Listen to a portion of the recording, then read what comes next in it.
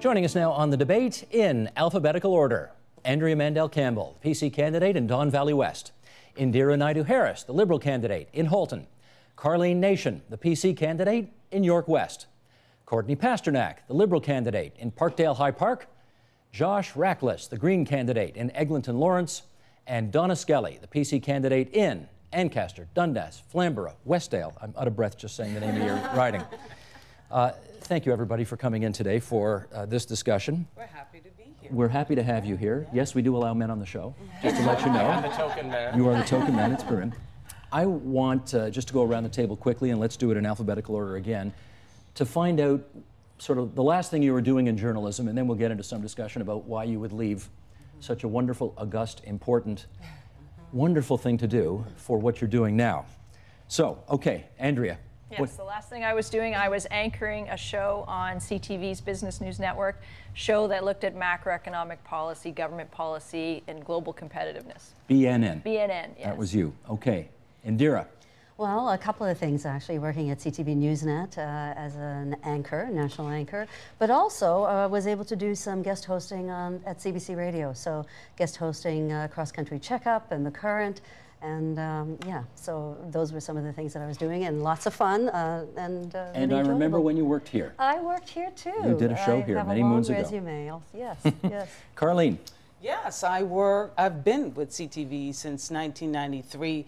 For the past 12 years, I've worked as CTV's diversity producer. I believe I'm the first person to be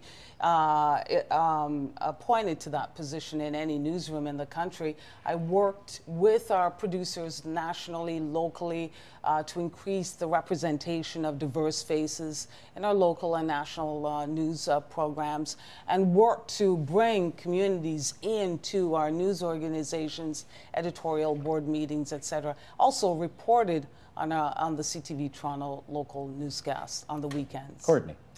So the last place I was working was Global Television here in Toronto, more part-time in the last few years since having my children, before that full-time. But I've worked with Global and CTV stations, A channels, from everywhere from New Brunswick to Saskatchewan and every province in between. I'm sensing that CTV is the breeding ground for future candidates in journalism. We've all got that connection. Global television was very good to me. I had a long history at the CBC, so CBC News World, National Radio, CBC News World International. You've got a hint of public broadcasting. Yes. Yeah. Okay, Josh. Well, my day job, I'm a copywriter, so I write commercials. But like you said in your opening about changing the world, I've been trying to do that on the side in various sort of journalistic endeavors. I hosted 4 years of community cable shows on Rogers. I did some hosting on News Talk 1010 CFRB on the radio. I've done some appearances on CBC Radio, wrote some columns for the Ottawa Citizen, and most recently I've started doing iReports for CNN on their website. I was going to ask you about that. What is that? Well, I just discovered it recently. I guess they've got sort of a section of their site where people can submit their own news stories, just, you know, here I am in the hurricane or whatever. And if the producers particularly like your story and they think it's accurate, they'll vet it, which means they put a little CNN logo in the corner and they'll leave some comments about you, and they particularly liked my stuff, and they're like, oh yeah, go report on TIFF, do some stuff for us. So. Do you get paid for that? No. That's the new journalism. Exactly. Well, that's what they're doing right now. They've got free journalists working for them. And that's right. Same kind of thing. The Toronto Star has started a blog where you know they're getting bloggers to write their stories for them. They can still sell ad space and make money, but they don't have to pay anyone. Same thing with Huffington Post. Oh yeah. Exactly. Yeah. Huffington does that too. Okay. But that's talking about the quality of journalism at that point. Yeah. Which is a topic for another day, I'm sure. But you mentioned public broadcasting. My very first job was at a community radio station called CSUPMF in Quebec, and it was so small, we didn't have a washroom. So you could, you know, put a record on. It was the morning anchor, and radio host, and I could put a record on and run home and use the washroom and come back and turn the next record on without any dead air. So that's how small it was.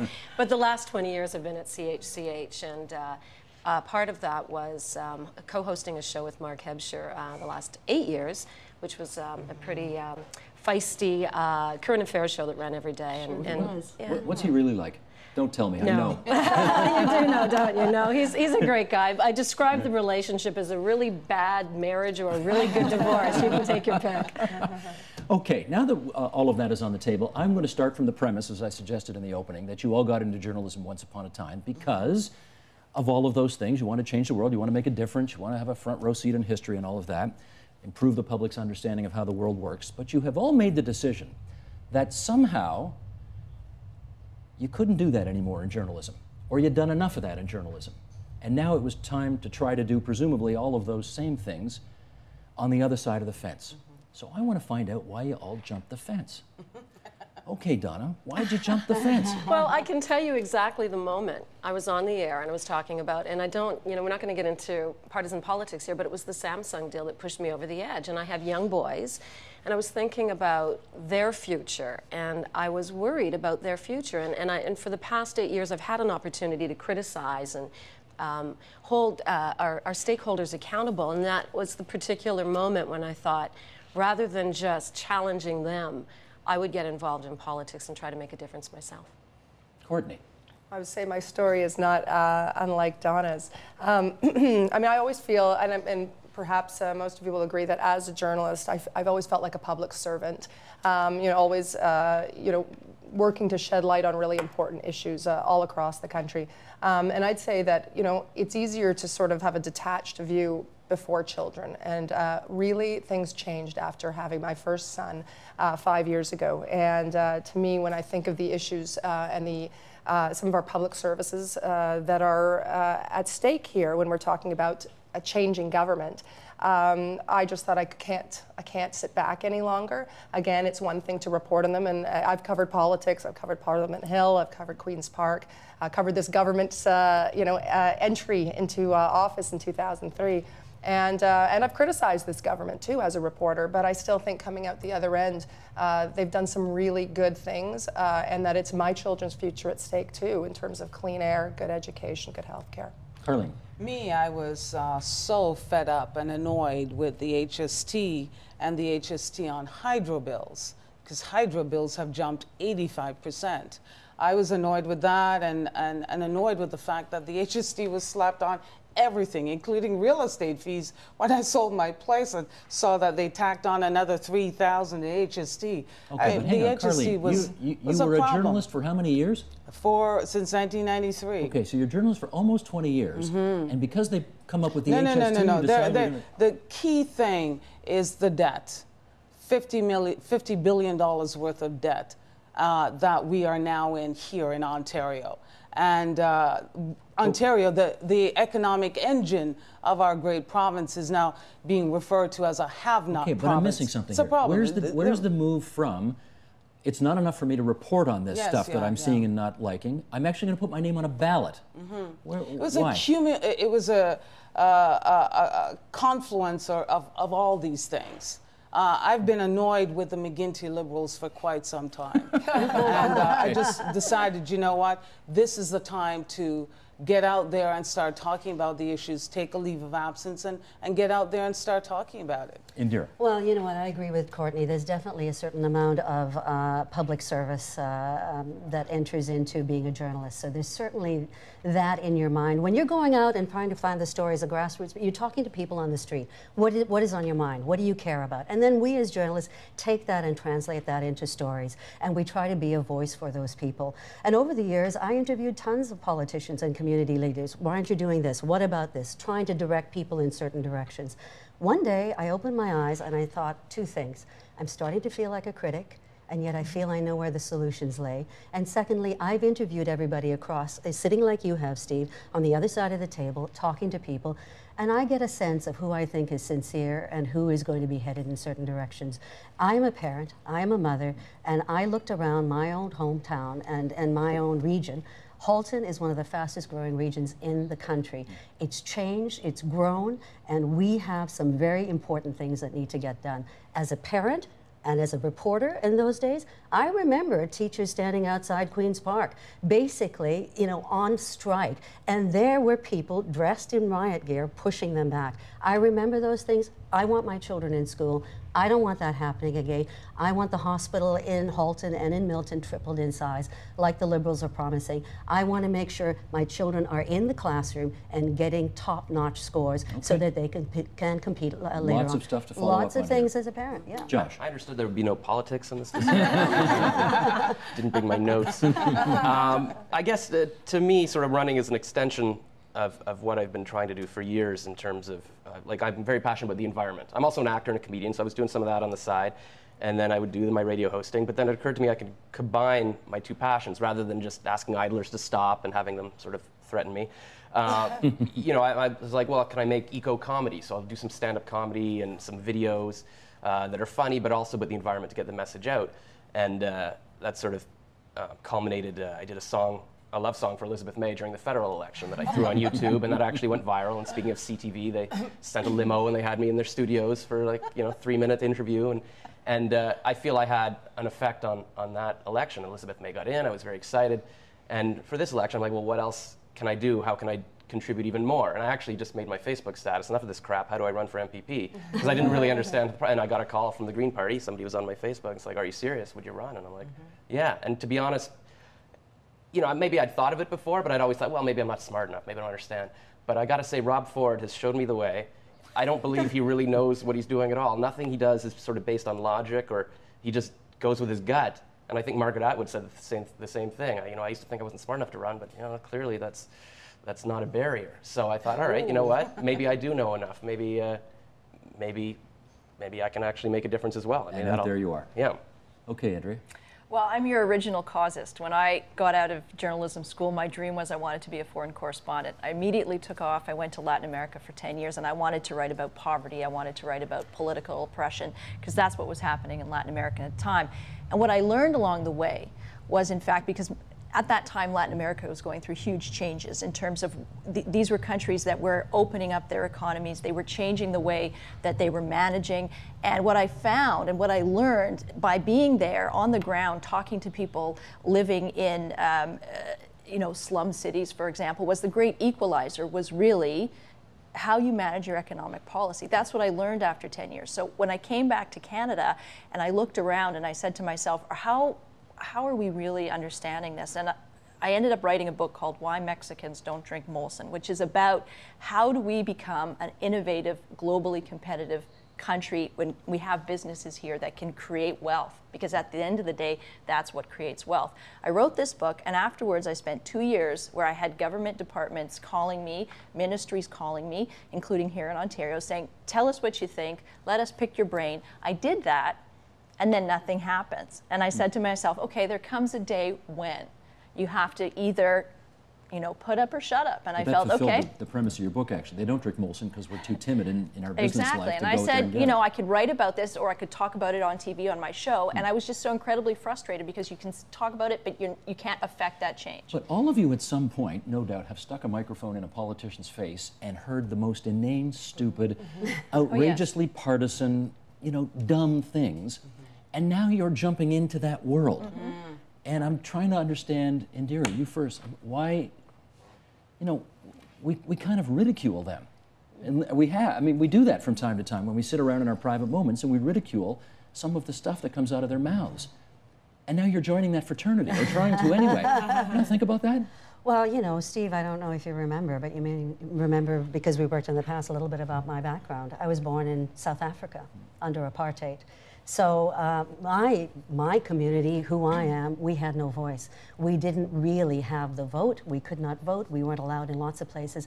And we came to this amazing country, to Canada, which gave us a vote and gave us a chance to really make something of our lives. And believe me, my parents gave up a lot for us to be here and be able to have that opportunity. So you don't see politicians necessarily the same way? I understand that the political world is an extremely important one, and it affects every single facet of our lives. So sure, you know, there were days when, as a journalist, I put a microphone in front of someone's face, asked them a question, and didn't feel that they really spoke from the heart. Hopefully, that is where, you know, us as journalists, that's where we are going to come from, and that's where we're going to make a bit of a difference. Yes, we know the issues, but we are also people who have been on the ground and have families. Okay. And so, you know, as we move forward, hopefully we can cross those bridges and do the public service, Donna, but also get the job done. I wanted to say, though, but I think that it's interesting, because, and this isn't criticism, this is just an observation. When I left my role as a journalist and decided to run as a politician, all of a sudden you become the enemy. And you're treated differently, and I was really surprised that it didn't matter what I said. The media was looking for the angle, the scoop behind it. Well, what is she really saying? And I thought, I'm not doing this to ruin anybody's life. I mean, I'm doing this, it's not easy. You know, you're taking a leave, you're putting a lot on the line. I'm not trying to hurt somebody here. I'm trying to do something better. We may have differences of opinion in terms of what's best for the province or who we side with politically, but you become the enemy, and it's very interesting, and it's almost immediate. Yeah, I would say it is discouraging, because I remember one of my biggest complaints as a journalist is, why don't they ever answer the question? Just answer the question, which is one of the reasons I wanted to run. Now that you're on the other side of the microphone, you realize they're not really asking questions, the real questions sometimes. And of course, I'm not talking about you, Steve, but I'm talking about other people who they're just asking, they're just trying to provoke a reaction, something incendiary, so that they can write about it, but they're actually not looking for the real news. And so you see that it's really just a cat and mouse game to a large extent. But you've had a lot of ice time in this campaign. For whatever reason, the Conservatives have had you out there doing events with the leader, without the leader. Lots of media show up. Do you find stuff coming out of your mouth that is just kind of inane talking point stuff that as a journalist you never would have put up with? There are times where I say, I went to university to do this. There's been a few examples, and one perfect example, I was doing a media avail where I was supposed to talk about the elephant in the room, which is that Dalton McGuinty is going to raise taxes. And what ended up happening was the first shot out of the gate by a journalist was, is Dalton McGuinty a liar? To which I had to answer, Dalton McGuinty's a liar. And then the next day, the story in the press is, it's getting so nasty out there because look at Andrea Mandel-Campbell calling Dalton McGuinty a liar. But the news is being created by the media. Well, you didn't have to call him a liar. No. I could have said he was my best friend. The fact of the matter is, I do happen to think that he's hopelessly incompetent in terms of running economic policy. If he'd asked me that, I would have said yes. Just tell us what you really think, okay? Get off the fence on that one. Well, Courtney, how about it? Which part? I'm not sure what I'm responding to anymore. The inane stuff that sometimes you've heard from politicians, do you find yourself now doing some of that on the hustings as well? I'm finding that's why my communications director gets very frustrated with me, because as a reporter, yes, like Andrea, I got really frustrated with politicians never answering the questions, and I won't name a couple that drove me particularly bananas as a political reporter. Name names. No, actually what I loved about him is I actually found he was one of the most authentic politicians I've ever met. That's what I find. You know what? Well, it's all a matter of position. But you know what? I really believe that. And I found he was actually someone who would answer the questions, even if it wasn't the messaging that perhaps he should have given, and that he always put things into context. And one thing that I always hated about journalism in certain respects was that things were taken out of context. And like Andrew was saying, I've already noticed that's happened with me. And my desire to always put everything in context, which is what also turned me off even being a political journalist. I really couldn't bear it after a while. It drives people, like it drives my communications people batty, because they want me to just stick to a message, and I keep thinking, but wait, there's a bigger story here, and they're like, they don't care, they don't care, and I keep forgetting. One of the things is we are also addressing local issues, and we talked about this before we came on the air, and that was people have specific issues that are close to their heart that isn't part of a platform, it's really not part of the campaign, but it's important to them. And to make any sort of promise or policy statement that is off script, I mean, you can't. I mean, you realistically can't. So you are struggling as a journalist to answer the question without saying something that just could throw a campaign right off. When you're in journalism, I mean, for the most part, you get to say what you want in your pieces, right? Absolutely. So now you can't. Now you got to say what you're told to say. Now you're stuck on policy, and how do you deal with that? That's it's actually, you know, what I find I do is I find a way to make whatever our policy statements are, make it relevant to the people that I'm talking to. And that's relatively easy for me to do, because I'm a pretty good communicator, I understand the issues, and I can make them understand the issues. But I'm guessing I've had though, on occasion, been very frustrated with the fact that I'm limited somewhat in stick to the policy, this is our statement, this is what we're going to do, and trying to translate that, make that real for people is sometimes a bit of a challenge. You all know that if any of you get elected, that's only going to get worse. Oh, absolutely. Right? Absolutely, like caucus solidarity and absolutely. all of that, you cannot go freelancing, and if you do, you know, I think, I remember reading in Garth Turner's book, Sheeple, where he had a meeting with Stephen Harper, then the Prime Minister, who calls him in his office and says, you know, we got a problem here if you want to keep freelancing and blogging the way you do.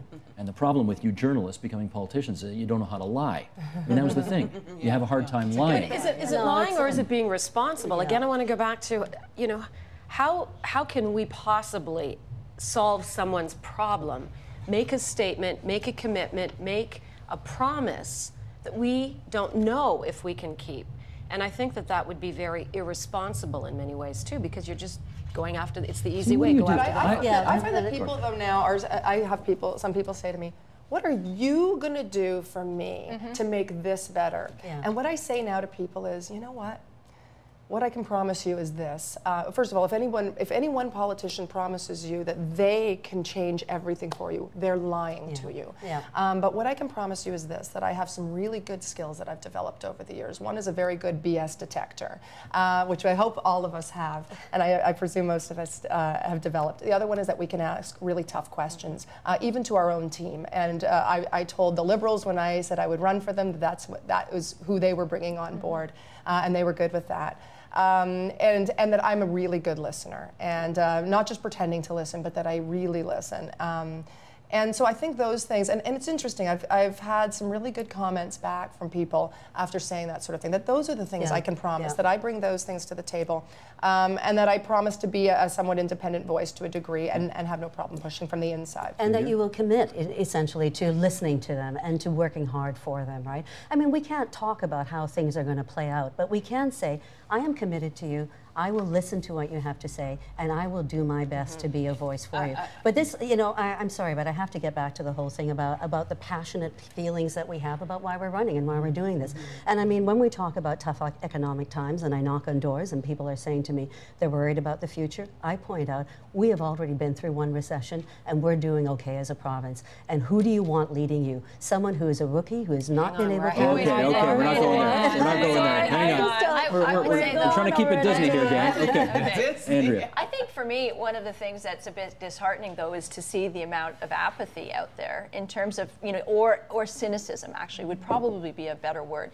You come to the door and they say to you, oh, you know, all politicians, I don't trust anybody anymore. And for me, I almost have a physical reaction to it, because here I am, I'm putting my entire personal life upside down. I have 2 young kids, like many people here do, and I really feel a genuine passion about contributing to this province and to this city. I wouldn't do it otherwise, because the hours are awful. You have people who everybody has something they need to talk to you about, and that is very concerning and important to them, and it is. So you're going out there and they say to me, you know, I've given up. And I say, I'm sorry, I can't give up. I've got kids, and I'm doing this because if we all give up, where does that leave us? And that's the tough part. One of the biggest challenge for me within a certain section of my writing, we have a lot of young people, and quite a few of them are cynical about the whole process. And in fact, within a few of these neighborhoods, they've never seen my opponent. He's never been there. He's been there for what, 16 years. They've never seen him at all. And so they said, no, now you're just coming to talk to us. And so I say, you know, I'm here. I'm here to talk to you. I'm here to find out what issues are of importance to you, because you have a voice. Now, I was in an area around Jane and Driftwood. They've never seen any of our other candidates. And they said, the biggest challenge for one guy, he says, I've been here 26 years and I'm not going to vote for you. I'll only vote for Trudeau. I said, well, Don McGuinty is not Pierre Elliott Trudeau. You should be focused on the issues here, and you're doing yourself and your family a huge disservice if you don't vote. It means other people are determining what happens to you. So it's doing a bit of battling with some communities who've never seen the incumbent or any other politician competing in their area at all. I try to be in my balanced journalistic self. I actually hear that a lot, that, you know, this person's never come to the door. Oh, you're just coming now. It's like, well, yes, I am just coming now. I've been a journalist. That's why I haven't been coming to your door. I'm sorry about that. And that we have to not mistaken visibility, which is sometimes what I hear, you know, that someone's very visible with actually getting real work done. And that's problematic. right. Just because someone makes themselves very visible, puts themselves on any show they possibly can, gets themselves into any press release they possibly can, shows up at the front of every parade, every protest, it doesn't mean they're actually getting things done. And I actually think that I would rather know my politician is working really hard in government or in their offices and trying to get, you know, solve problems that way. Let me pick up on something you said there, and Donna, to you first on this. You said, you know, I haven't been knocking on your doors because I've been doing journalism. At what point do you stop thinking of yourself as a journalist, which you've been for many, many years, and start realizing, oh yeah, I'm a politician now, or trying to be one anyway? When they started interviewing me and I realized they didn't like me. It was funny. I think you soon realize that if you've agreed to enter this political arena, you better realize that you're a politician now. And the journalists have a job to do as well. And respect that. I don't always agree, and I'm seeing something different now, having worked on both sides. But I think you have to do it right away, because you have to. I mean, as I said, it would be really nice to be able to promise everything to everyone, but you can't do it. Carlene mentioned that she's taking a leave of absence to go do this. Yes, yeah. But it's not really a leave of absence, is it? I mean, you can't go back, right? That's the difference between being a lawyer and going into politics, or a teacher and going into politics. Well, you're a journalist. You're supposed to have been neutral all these years. And now you're a Tory. Can you go back? Well, my role at CTV was a bit different from a few of our panel members in that I wasn't covering politics. No, but you're actively. presumed to be nonpartisan. Yes. Definitely. So can you go back? I believe so, given the types of stories I was doing. Given the types of stories. I was covering stories in communities, issues, success stories, covering people's stories, basically, and doing feature stories on our weekend. Now, CTV was very clear. After my run, I ran for 4 weeks as a city politics. I never covered city politics after that. So they wouldn't put me if, certainly, well, I don't think about going back because I think about winning. Okay, fair enough. But do you, I mean, Good answer. Do you have to just point out your party got 10% of the vote in your riding last time out? But okay, hang on, poll, we're moving on. Bogus. Do you think if I don't win, can I go back to being a reporter, or a journalist, or an anchor, or whatever? Well, you know, after I wrote my book, it was very clear, you know, where I stood on a lot of issues and what I thought was what mattered and how you had to do things in order to get the outcomes that you wanted. So I've been very clear. I wrote that book. I went on to anchor a television show. So I don't see myself as limited. I think the question is, do I want to? And I think the frustration for me is, as I say, I want to get involved in actually being part of that change. So I want to gone. be the change agent. Journalism is history for you. I don't want to be on this side of the glass anymore. I want to be on the other side of the glass. And you know, it's funny, I do think of myself still as a journalist in many ways. My campaign manager has to remind me, you're not a journalist anymore. But you know, you bring those skills. The other day I was meeting with a family health team and I kept asking questions. I don't care what the platforms are, tell me what you think. And I think that's a value that you bring as a journalist, because I want to know the truth, because at the end of the day, you want to make it work. And you know what you want, and you know how to get the answers. I mean, but you had a show that was neutral, nonpartisan. That's the role you played. You were a nonpartisan anchor. Not really. I think I was allowed to have an opinion. In fact, I was told to have an opinion. Partisan political opinion?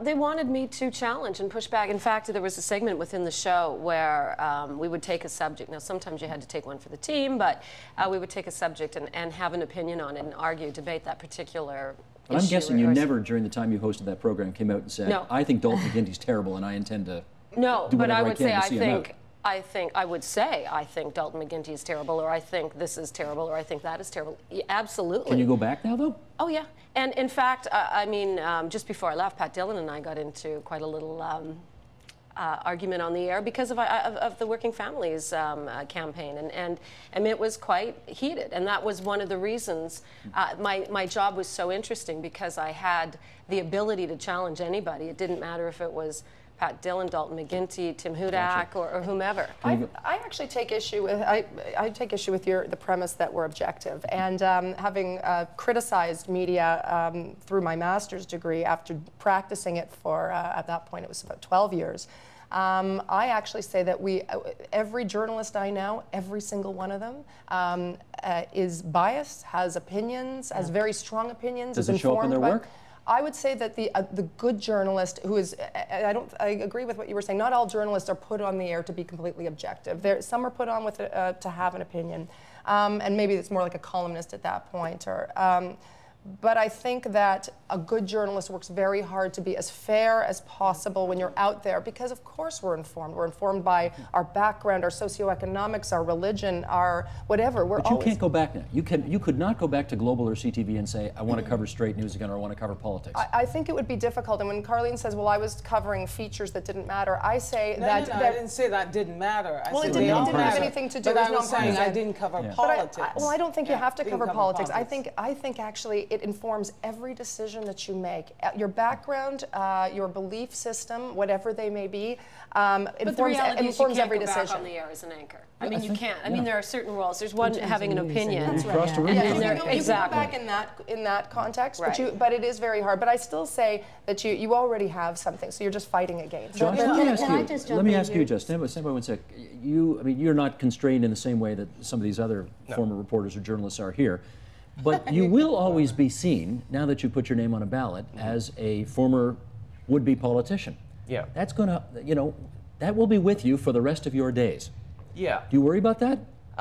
No, I mean, to me, it reflects my values. I mean, this is an extension. And I even said that when I was on the news for the Elizabeth May song. I said, this isn't about the Green Party per se. I mean, if the TCs or the Liberals want to steal my ideas, great. Like, I care about, these are the things I care about, the environment, caring for other people, whatever. So I don't look at myself as like everything the other parties do is bad. Okay, right? But Indira, you are always going to be seen as a liberal for the rest of your life, unless you switch parties or something like that. But your days of being seen as But you know what? It's also a privilege, right, Steve? Because on the one hand, you're also winding up getting very informed. I mean, as a journalist, you are informed, but we have just gone to a different level now than we were before. So I think, if it comes back to returning to journalism or current affairs or something like that, we certainly now will bring to the table skills and knowledge and information that we didn't have before.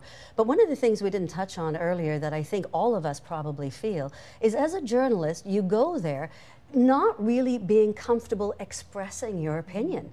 We don't express it. We're trained not to. We're trained not to. Yeah. And not really very comfortable talking about ourselves. So frankly, for someone like myself, and Courtney and I have talked about this, it is a huge leap to go from being, almost the slate that soaks it all in and then, sort of sends stuff back in terms of what people are saying and what you're hearing, to then suddenly making your position heard and also speaking about yourself and why you're doing it. I still have a hard time with that. What did you think when you first drove down a street in Halton and saw your name on a lawn sign on somebody's front lawn? I just thought, oh my gosh, I can't believe this. I've seen my name and my picture up on a billboard before, but to see it on people's lawns, it was frankly humbling and very energizing, because you feel suddenly like people are giving you a privilege to represent them and their voices. And Carlene and Andrew. I never thought I'd agree with Indira on something. Carlene, we've known each other for years and we've agreed before. Indira touched on the privilege point of the whole process, and that's when I came to Canada in 1976. I came here, by the way, as a pregnant teenager. That's another whole story. From where? That was from Kingston, Jamaica. Came with my 2 younger sisters to live here with my mom, and one of the things I've always wanted to do was to get involved with politics. Journalism was a huge goal, and the political aspect was always, always there. Of course, I studied politics at University of Toronto, but I was just steeped in politics, even as a teenager in Kingston, Jamaica, participating, going around signing up people. That's cool. We're just trying to make the point on this program. It's one thing to be steeped and interested. It's another thing to put your name on a ballot. Yeah, but you know what? It doesn't feel it doesn't feel strange to me. Andrew, it feels real. To me, it's thrilling. It's absolutely thrilling. With my book, it was incredible because I'd have young people come up to me and say to me, you've really impacted how I think about things, how I see this country.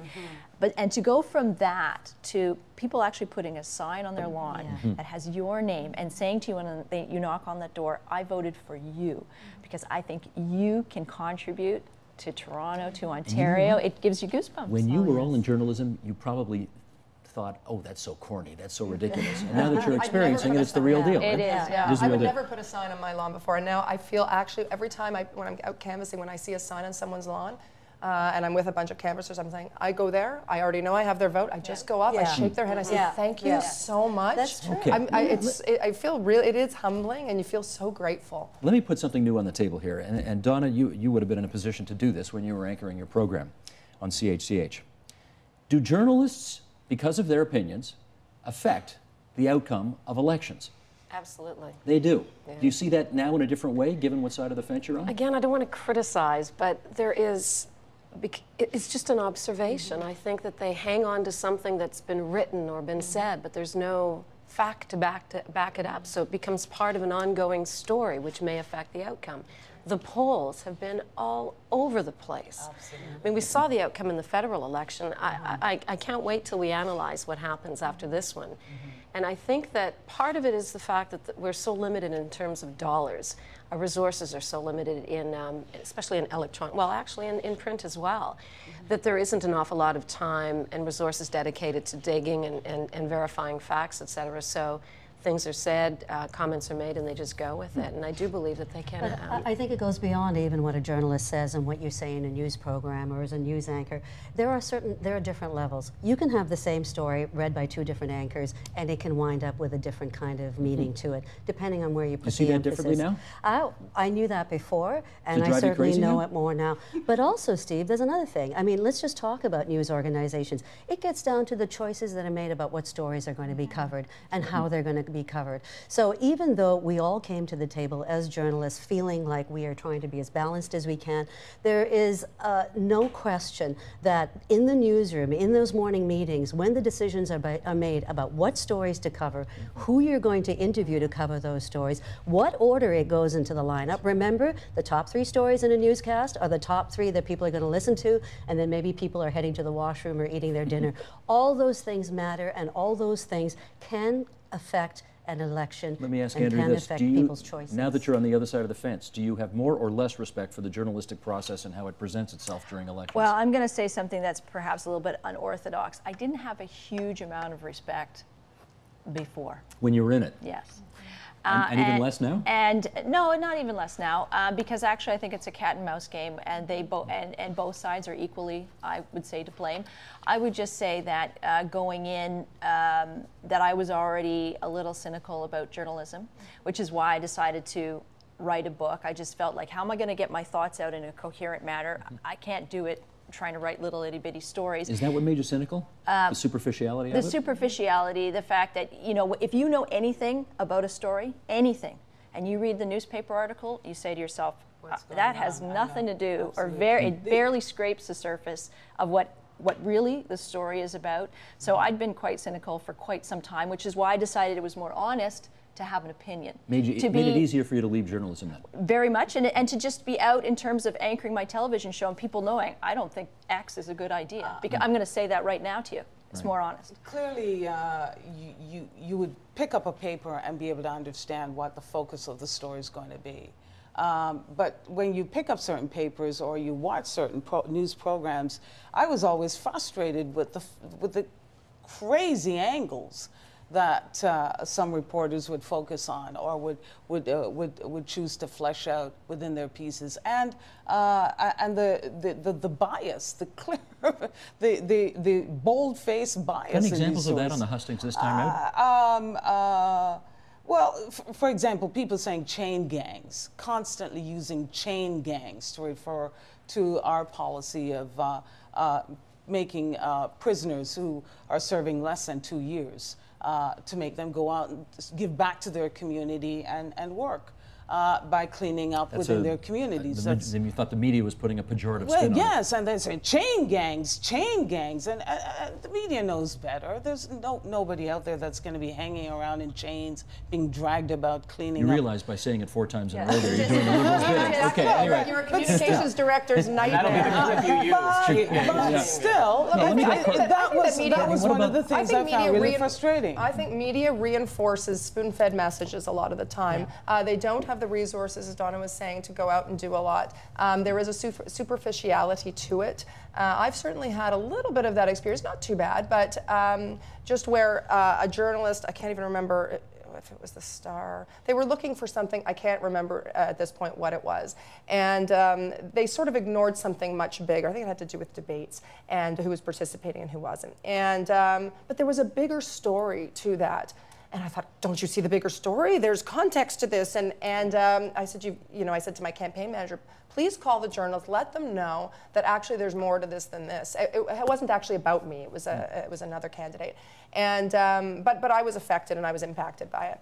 And so she called up the journalist, and the journalist said, oh, I know, yeah, that's interesting. You know what, we were really looking at that angle only, and if we ever follow up on the story again, we'll do something. And I thought... Which means no thank you. Yeah. Which means no thank you. And on a very sort of, on a smaller level, when you're talking about riding by riding, you become very involved in all the things going on in your riding, and you forget that actually So the journalists don't care about journalists can adversely affect the outcome of an election. They can, and they do. And they do. And they do, absolutely. And people, and we also presume, and nobody likes to think they're not media literate. You know, I teach journalism. I've taught at Ryerson and I've taught at Seneca.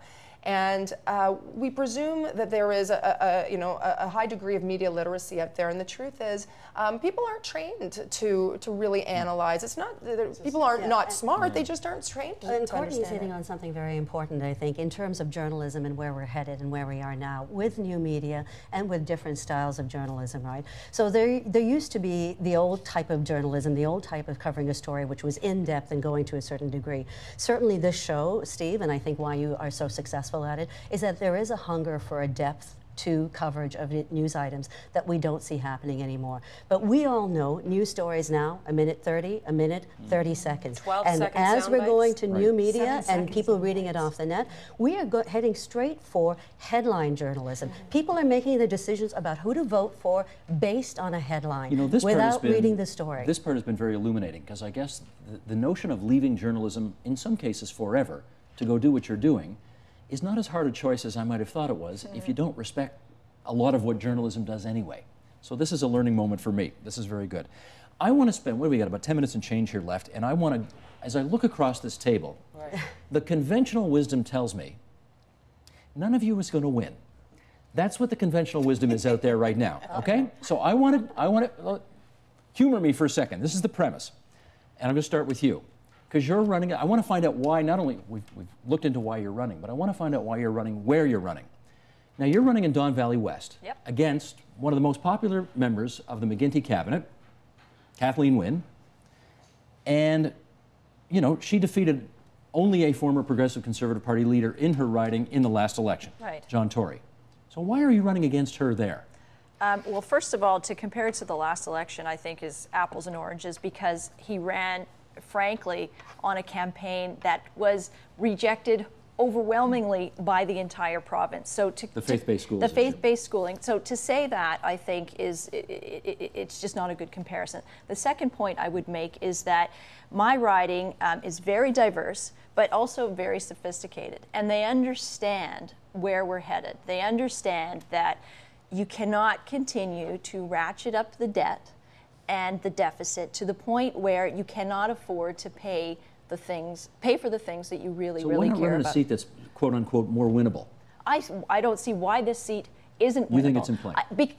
We're talking, the issue of the day today is running this economy. We have Greece that is about to default. I reported on it for the last year and a half. People saying a year and a half ago, Greece is going to default. Greece is going to default. I'm pretty sure about that.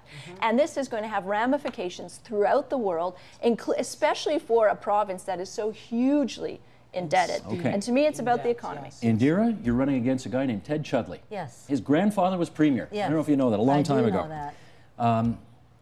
T.L. Kennedy. Halton's growing? Halton's growing, but Halton's been, it has long been considered one of the bluest ridings in this province, and he's held it since 1995. So why are you running there? Well, you do know, I hope, because I know you do your homework, he won by a very slim margin last time. You know what he told me? Very, very small margin. He said, I had 40,000 new people move into the riding, and I didn't know it, and I didn't service them well, and that's why I barely scraped through last time. But he said he learned his lesson. Yeah, so less than 200 votes he won by last time. The riding is growing, it's changing. There is Change is needed in that riding. We need a new voice. We need someone who's going to represent the. So let me get this right. Change is needed in that riding, but not across the province. State change is needed in that riding because we haven't had a strong enough voice. It's as simple as that. We have needed a hospital that needs to be tripled in size for some time. We've got that okay. We've got the green light. We don't need a highway going through our escarpment country. I want my kids in school. I want to make sure we get that Milton Education Village, which is another campus. I got to make sure everybody gets in on this. Yes, Carlene, stand by. I'm doing I got to do the wind up here, okay? Mario Sergio, who's the guy you're running against for the Liberals, he got 55% of the votes in the last election. The Tories got 10%. They came third. And you're running in York West. Because people are sick and tired of him. And they're telling me that at the door. They're saying he's been around too long. Like Gaddafi, they say he should go. And so he's been around. Interestingly, Mr. Sergio tried to pass a motion to institute term limits at the city level, and now he's going for his 5th term, which seems almost hypocritical. I stand a pretty good chance. You just compared a member of the Ontario legislature to Muammar Gaddafi. Are you sure you want to do that? No. Essentially, what we're saying here is that residents are telling me that he's been there way too long, and he's not working to represent everybody within the riding. They say he's never been to some of the more marginalized communities in over a decade, going over and to so Courtney they here. Want change. Courtney, you're running against one of the most popular New Democrats in the legislature, Sherry DeNovo, Parkdale High Park. Why run there? Well, actually, people, you know, it's interesting. At the very beginning when I was running, people said, why are you running? It's an NDP riding. And I said, actually, this is a swing riding. It is a very big swing riding. I think Gerard Kennedy, when he ran provincially, had more votes, I think, than any other MPP before me. And you can certainly correct me on that. But, yes, sorry, in the 416. And so, you know, this has been a very popular riding for Liberals and for NDP. And what I'm hearing, well, is a few things. One, this riding is a progressive riding, lots of left of center voters.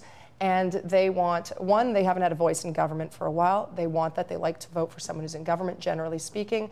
They regret, a lot of people regret what happened federally in terms of voting in Peggy Nash over Gerard Kennedy and getting a Conservative majority. I hear it constantly at the door, and the people don't want to make that same mistake twice. They saw a vote split, and they want to make sure that doesn't happen again. But again, there are a lot of young families there. I think it's got one of the highest population of young families in the country. I represent these people. I am the people in this riding. I'm a mom with 2 young kids. I'm a professional. I'm well educated. This is a very articulate group of people, a very incredibly diverse riding.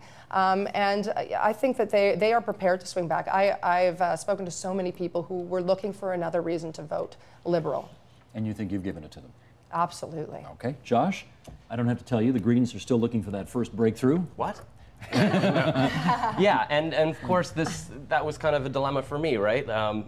Obviously it's a long shot that I would win, and because I feel passionately about certain issues, do I want to come in and steal votes? I think, you know, I agree with a lot of things Liberals are doing, NDP to some extent as well. I think PCs are sort of have different values than me.